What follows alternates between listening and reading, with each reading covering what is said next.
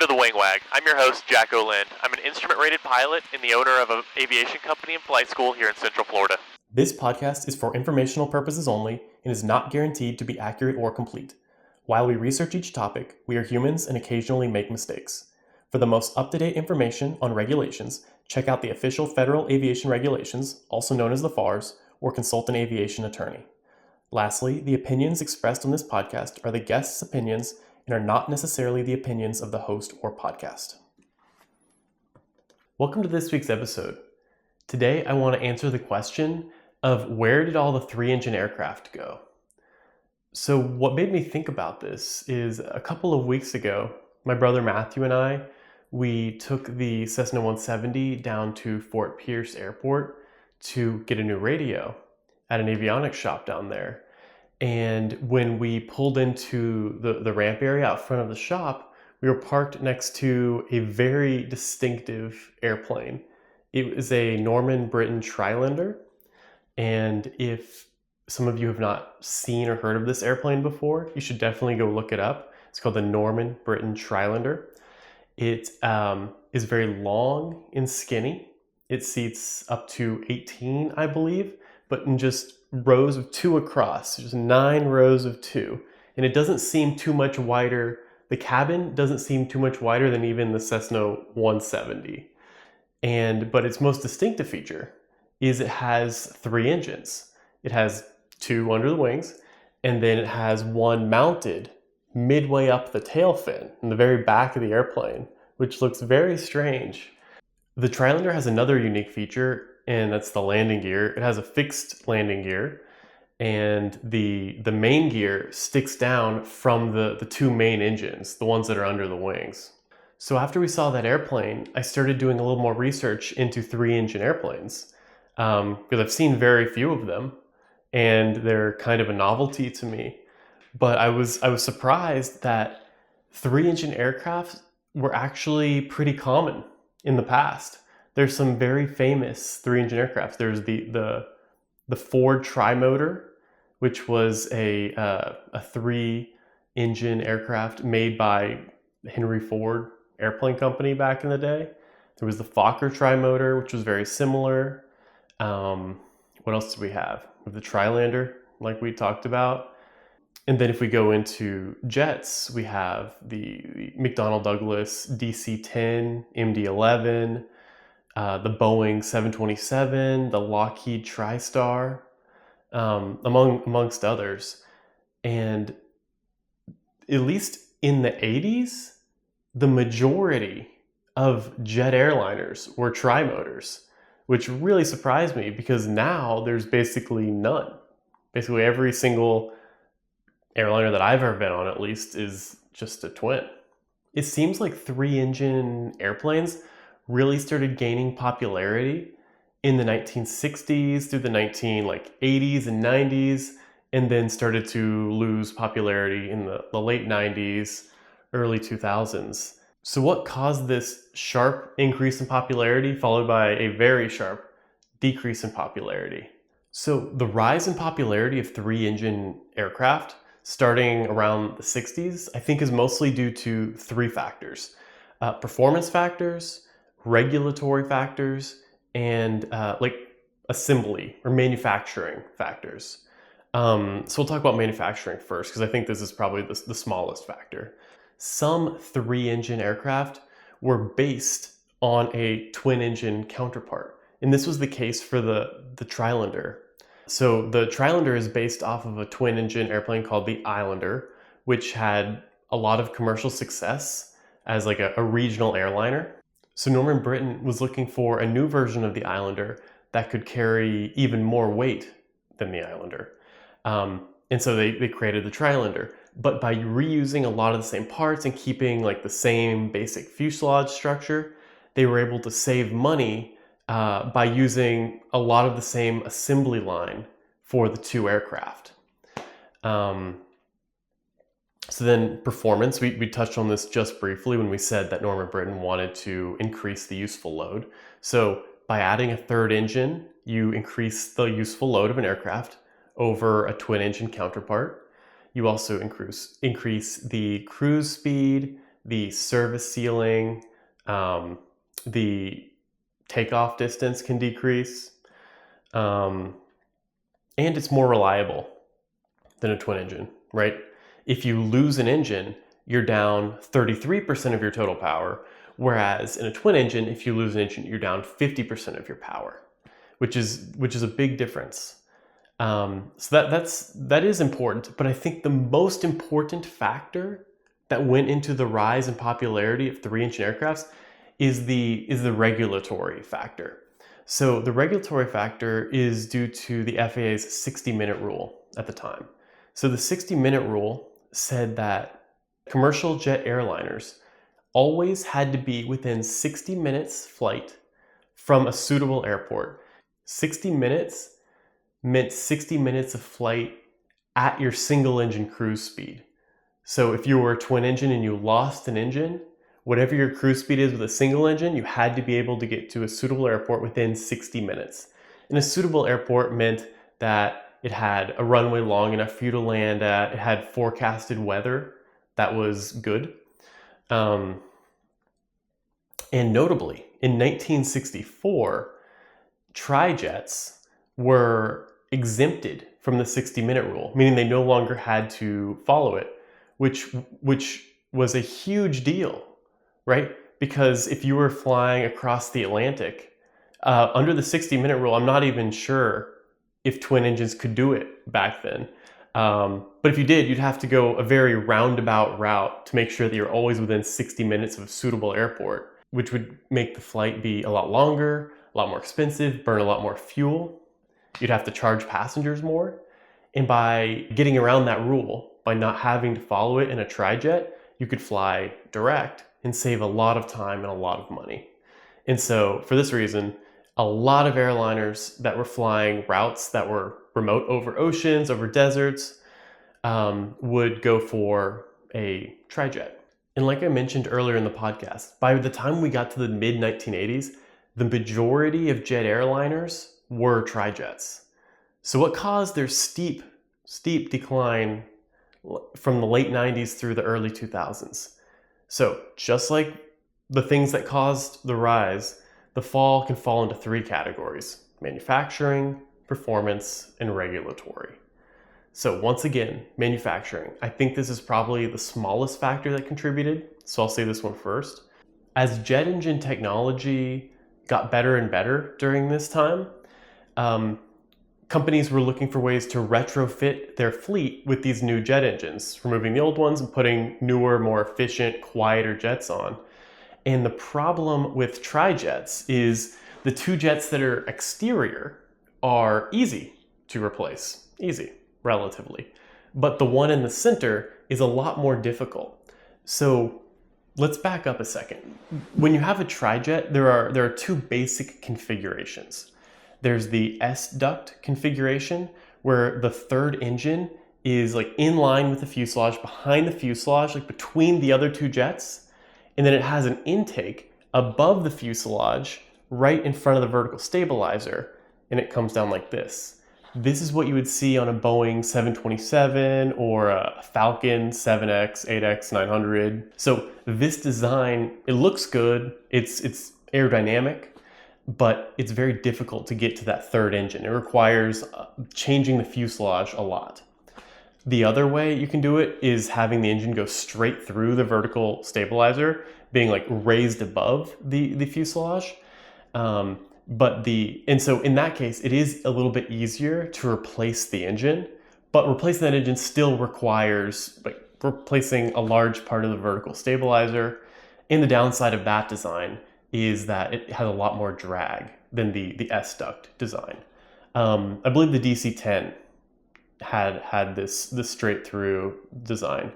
So anyways, when it came time to upgrade the fleets of the trijets to the new engines, in some cases it was prohibitively expensive to upgrade that 3rd engine.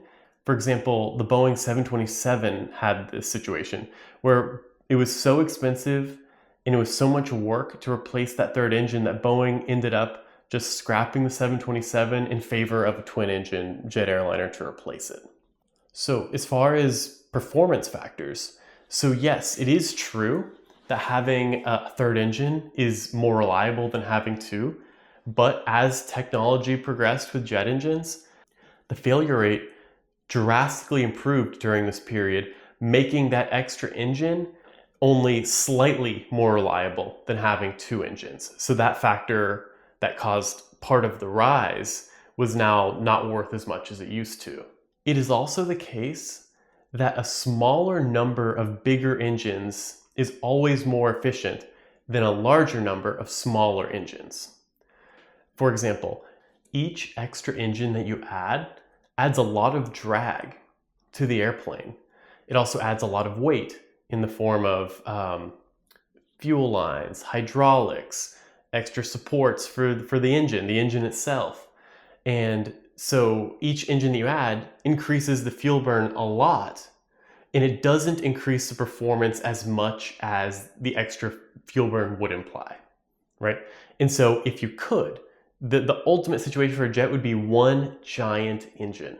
That's not exactly feasible right now, because where exactly would it go?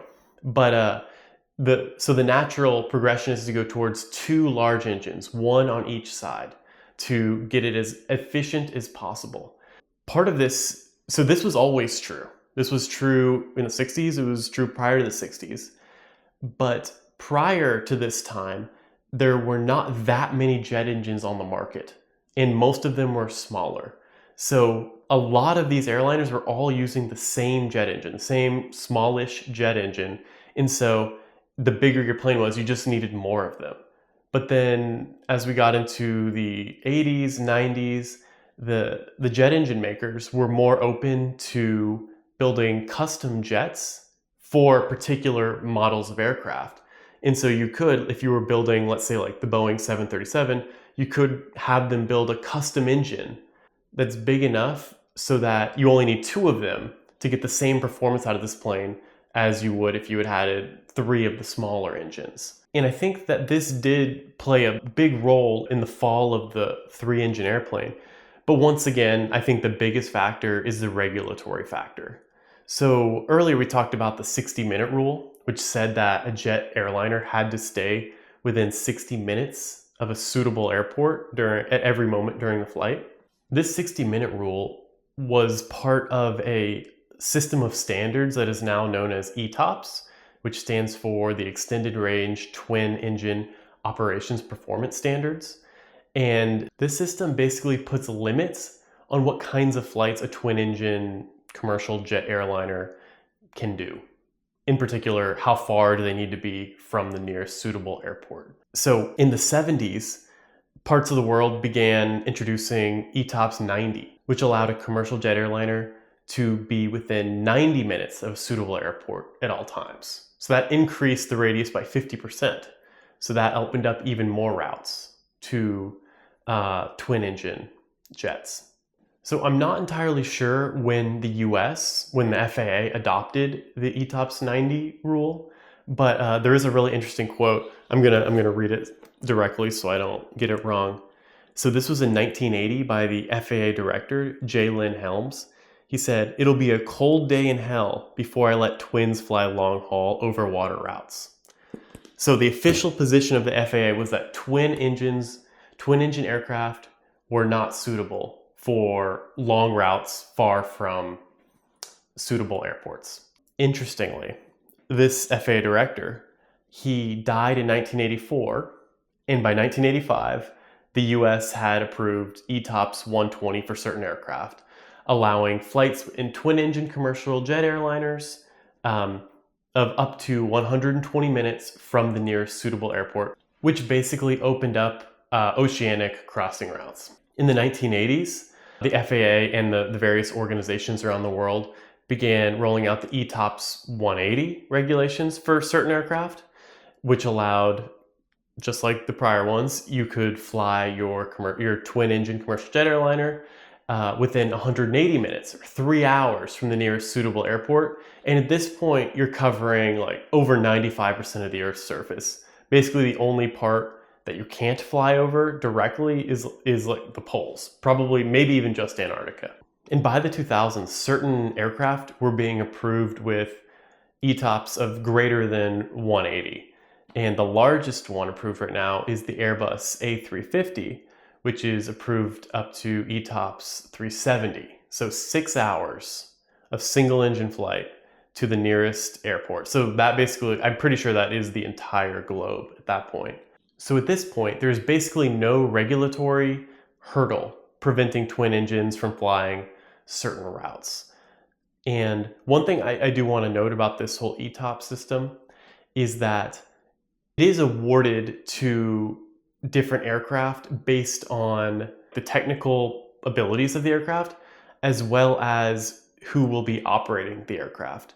And so not all aircraft have ETOPS greater than 180 today. There's still aircraft that are operating under lesser ETOPS, but the fact that you can now get an ETOPS above 180 for a twin engine really opens up that market to twin engine jets. One other thing I want to note, a lot of these arguments that I made for why the popularity of 3-engine aircraft drastically fell in the 90s and 2000s does not just apply to 3-engine aircraft. It also applies to 4-engine aircraft.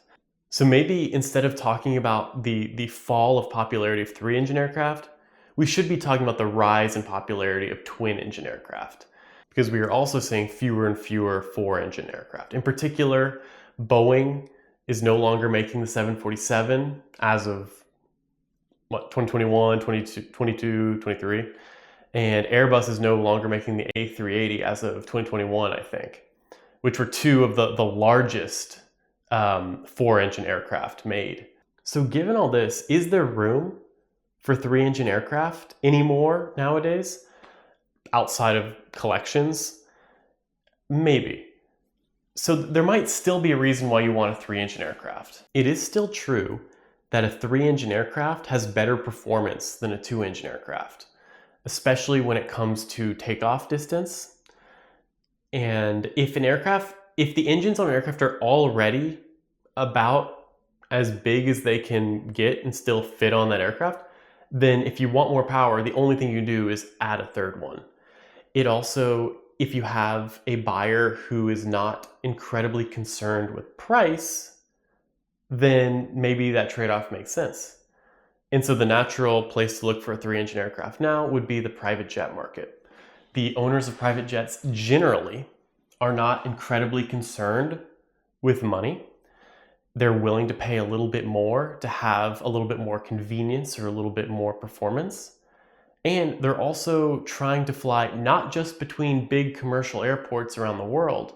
They're trying to fly into small mountain airports to go skiing, or an airport that's near a little beach town they want to go visit that might not have the longest runway in the world, right? And so having just a little bit more performance to be able to take off on that slightly shorter runway might be worth it to them.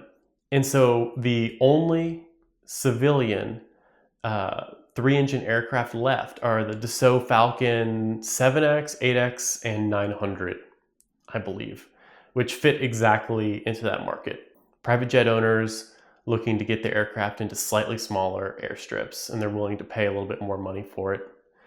There's also, I don't know if this is confirmed, but there's a Chinese fighter jet called the Chengdu J-36, I believe, that is rumored to have a third engine. And that also makes sense. Fighter jets would be perfect to have 3 engines because some of them already have 2 engines.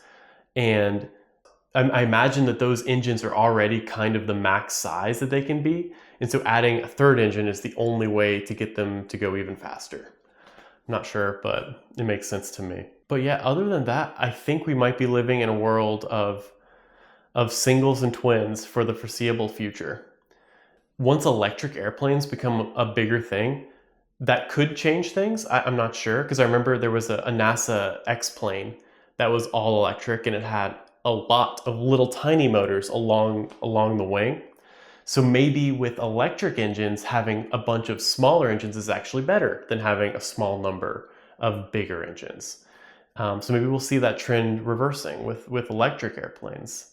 Maybe airplane designers will find a design for a single engine jet that allows a jet to have a large single engine that is even more efficient than having a twin engine. And with further technological advances, maybe that one single engine has a failure rate that's so low that its failure rate is less than the failure rate of the twin engine. But yeah, who knows? So yeah, I think I'll land the plane here, but definitely go look online at some pictures of Trilanders, some of these other airplanes we were talking about, so you can get an idea of some of the different tri-engine designs that we talked about today. Thanks for watching. Thank you for listening to the Wing Wag. If you liked this episode, please consider subscribing. And if you're out flying today, make sure to give somebody a wing wag.